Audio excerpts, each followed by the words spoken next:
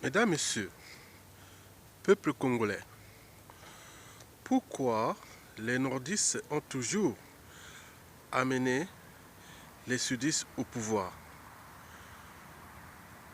L'inverse, non. Je parle de nordistes ou de sudistes comme des entités politiques ou géopolitiques nationales. Mesdames, Messieurs, souvenez-vous, en 1959, pendant la guerre civile qui opposa Jacques Opango, nordiste, et l'abbé Fulbert Yulu, sudiste. Bon, nous avons évité la scission du pays parce que cette guerre se passait au plein centre-ville de Brazzaville, entre le centre-ville et le quartier Poto-Poto. La ligne de front se trouvait là où se trouve l'actuelle gare de Brazzaville, en voyant la rivière Foix. Mesdames, Messieurs, oui, la scission du pays était déjà prévisible. Et la frontière entre les deux États devait se trouver justement au niveau de la gare de Brazzaville. Et la frontière allait partir de Pila en passant par la gare et en traversant la rivière Foix et aller jusque dans les plateaux à l'Ekana. Vous imaginez, n'eût été l'esprit d'unité nationale des deux acteurs en présence, c'est-à-dire Jacques Opango et Yulu, et nous aurons pu arriver, on aurait pu voir arriver deux capitales, Brazza Nord et Brazza Sud, avec l'État Nord et l'État Sud. Mais c'est des êtres qui avaient au moins une âme et une conscience, et le sens même de l'intérêt général. Et on a évité ça. Mais pourquoi? Parce qu'il y a eu un nordiste qui a pris ses responsabilités devant l'histoire. Ce nordiste s'appelait Jacques Opango. Bon, la suite, on la connaît. Mesdames, Messieurs. Bon, vous avez pu voir aussi, pendant le pouvoir nordiste de Martin Ngouabi, mal entouré d'ailleurs, il appliquait le marxisme et le léninisme dans une naïveté politique parce qu'il était mal entouré. Et c'est alors là que 11 Diawara, d'extrême gauche, prenait ses responsabilités, entouré d'ailleurs des nordistes toujours. Ikoko, Oluka et tout ce monde-là. Parce qu'un nordiste, quand il choisit son camp, il va jusqu'au bout. Il ne fait pas le jeu du chat et de la souris. Oui, un nordiste, quand il est déterminé à soutenir son esprit politique ou même ses principes ou ses convictions politiques, il va jusqu'au bout. Et ça a été toujours vérifié depuis la nuit des temps. Depuis que le Congo est indépendant et jusqu'à nos jours. Bon, comme on dit, jamais 203. La troisième fois, souvenez-vous, en 1990-91, comparé à la situation sociale et militaire actuelle. Nous sommes en 1990, après la chute du mur de Berlin en 1989. Le président François Mitterrand, président français, né en 1916 et mort en 1996, avait initié ce qu'on appelait l'avènement du multipartisme en Afrique francophone. Et alors là, le président Mitterrand convoqua le sommet France-Afrique, la conférence de la Baule, et que vous avez su. Mais il me semble que la volonté politique était là. Mais il me semble que tout le bloc francophone africain, c'est-à-dire les pays francophones d'Afrique, tous n'avaient pas appliqué ce plan-là de démocratisation. Bon, il n'y a eu que 2 pays qui l'ont appliqué. Les autres, non. Bon, souvenez-vous au Gabon, Omar Bongo ne l'a pas appliqué, il y a des mois d'ailleurs. Mobutu a continué à faire des transitions interminables entre 1990 et 1997 avant qu'il soit humilié par Désiré Kabila en 1997. Bon, et les pays, quels sont les pays qui l'ont appliqué, ce plan-là? Nous avons eu deux pays. Il y a eu le Bénin et le Congo-Brazzaville. Mais pourquoi cela s'est passé au Congo-Brazzaville? Parce que le pouvoir au nord, pendant Sassou 1, il y a eu deux acteurs nordistes, l'un au plan social et l'autre au plan militaire. Ironie du sort, c'est que les deux sont nés dans la même ville, Moussaka. Et donc il y a eu, pour le côté social, c'est-à-dire syndical, Bokamba Yangouma, toujours nordiste, et côté militaire, le général Mokoko, qui était le chef d'état-major des armées. Comparé à la situation actuelle, vous pouvez faire la lecture de cette crédibilité historique du général Mokoko. S'il n'y avait pas lui, mais non, on pouvait aller dans une situation compliquée, genre le coup d'État. Parce que d'ailleurs, au Tchad, Idriss Déby est arrivé au pouvoir en renversant Hissène Habré. Souvenez-vous, et il est toujours dictateur actuel au Tchad. Mesdames, Messieurs, bon, donc on a pu voir 3 fois que les nordistes ont été toujours au cœur de l'avènement du pouvoir dans le sud. Donc d'abord avec entre Youlou et Opango, qui a aidé Youlou à devenir président. La suite de leur fin de vie, on la connaît. Il y a eu aussi Oluka et Ikoko, qui a accompagné Diawara, en Diawara, sudiste. La suite, vous la connaissez. Et puis il est arrivé Mokoko et Okamba Ngouma, nordiste. Et la suite, on la connaît, la période de transition, Premier ministre sudiste, et puis l'avènement du pouvoir au sud, par l'élection démocratique. En juillet 1992, on a pu voir arriver, voilà, la suite, vous la connaissez. Donc, pourquoi pas l'inverse? Prenons le cas de Mokoko. Il a été démocratiquement élu. Quelqu'un qui a des convictions, qui a le sens du devoir, de l'intérêt général. Il est arrivé élu président pendant l'élection du 20 mars 2016. Mais il me semble qu'il a été abandonné par ces mêmes entités politiques sudistes. Puisque lui, il est arrivé premier. Et le deuxième et le troisième ont conspiré contre lui.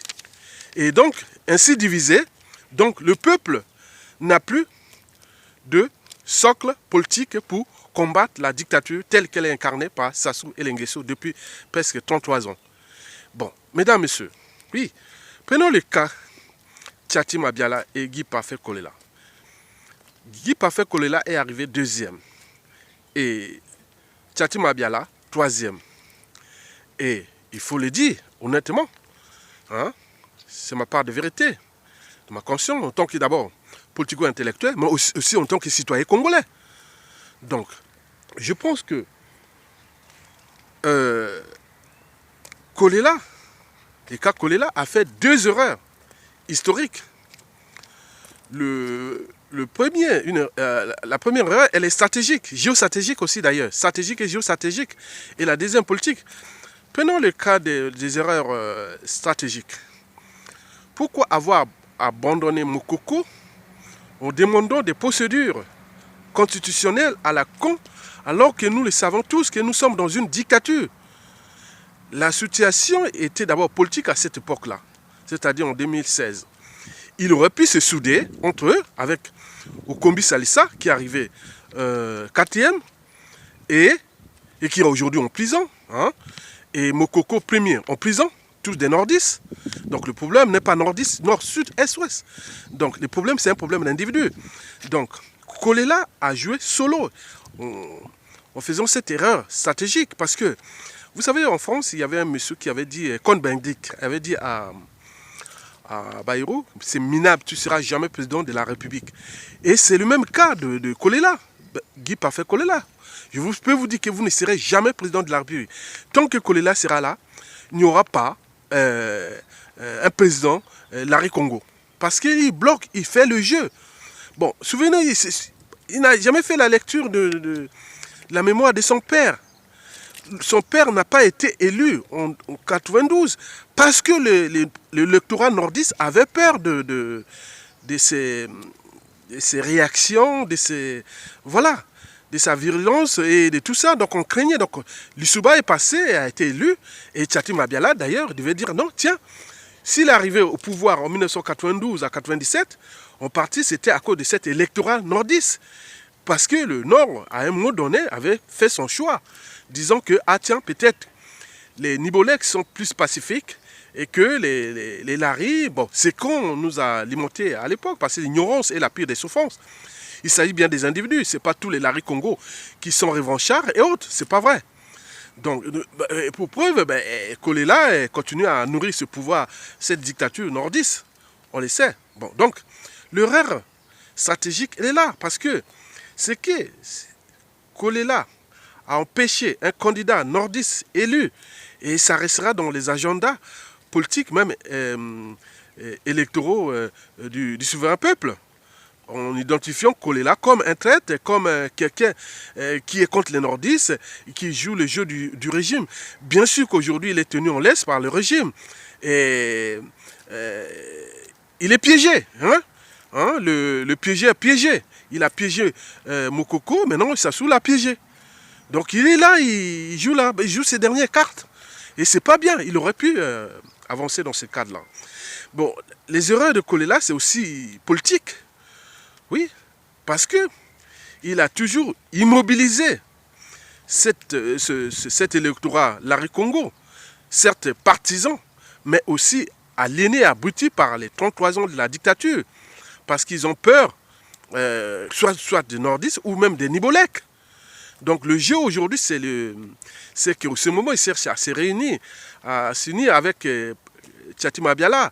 Moi, ce que j'appelle les hérissons. Vous voyez, les hérissons, c'est des petits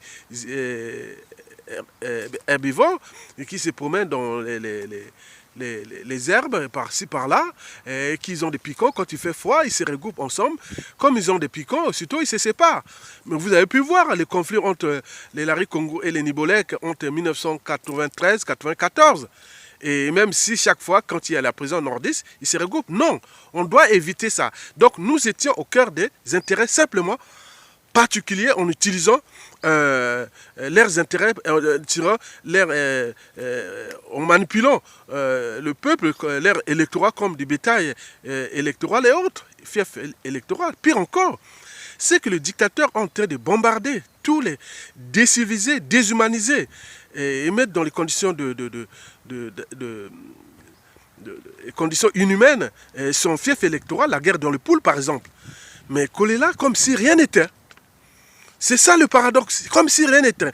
D'un côté, il utilise ces partisans, on a pu voir ces derniers temps, à regrouper, à mener ces affamés et ces partisans pour venir faire une démonstration soit de force. Mais non, il est piégé, on le sait.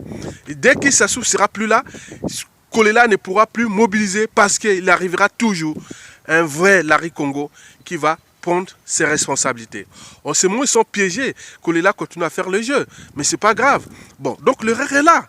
L'erreur est géopolitique et aussi politique à partir de son fief électoral. Ça, il faut être conscient de ça. Bon, quand on voit le cas Tchati Mabiala, bon, Tchati Mabiala qui l'a cherché du pouvoir, c'est Sassou Nguesso, c'était pas Mokoko. Mokoko les a aidés à devenir à avoir le pouvoir entre 92 et 97. Il s'est d'ailleurs, après avoir servi, s'est d'ailleurs barré en France entre 1993 et 2005. Donc les conflits entre Nibolèque et le Poul, ils n'étaient pas là. Bon, la guerre civile de 97, le coup d'État, ils n'étaient pas là. Ni les génocides de 98, 99, 2000, ils n'étaient pas là. Mais pourquoi continuer à alimenter? Parce qu'il est nordiste, parce qu'il a travaillé avec Sassou. Et tout ce monde-là, les Kolela, les Tchatima Biala, continuent à travailler avec Sassou Nguesso. C'est ça le paradoxe, mesdames, messieurs. Donc, bon, maintenant, l'erreur de Tchatima Biala, parce qu'aujourd'hui, l'UPADES, qui a été élu, il faut le dire, en 92, c'était avec l'électorat nordiste.